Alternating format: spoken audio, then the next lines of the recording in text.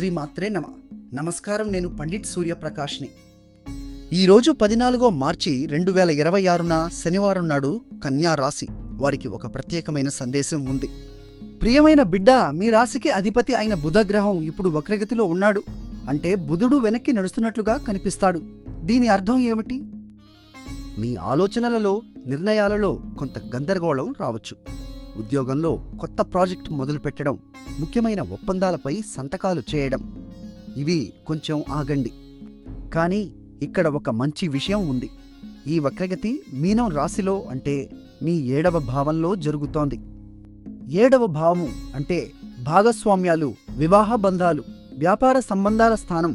పాత స్నేహితులు, మాజీ సహచరులు మళ్లీ మీ జీవితంలో ప్రవేశించే అవకాశం ఉంది. ఇది భయపడాల్సిన విషయం కాదు. ఇది పాత సంబంధాలను సరిచేసుకునే అవకాశం. ఇప్పుడు ఈరోజు మరొక విశేషం ఉంది. ఈరోజు కృష్ణపక్ష ఏకాదశి, అంటే పాపమోచని ఏకాదశి వ్రతదినం.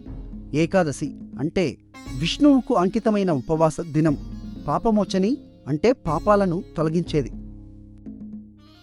బుధుడు వక్రగతిలో ఉన్నప్పుడు ఈ ఉపవాసం చేస్తే మనసుకు అద్భుతమైన స్పష్టత వస్తుంది.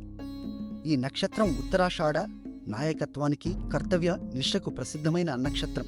కాబట్టి ఈరోజు మీరు చేయాల్సింది ఒక్కటే. పాత విషయాల గురించి ప్రశాంతంగా ఆలోచించండి. కొత్త నిర్ణయాలు మార్చి 20వ తేదీ తర్వాత తీసుకోండి. విష్ణు సహస్రనామం పఠించండి. మనసు తేలికవుతుంది.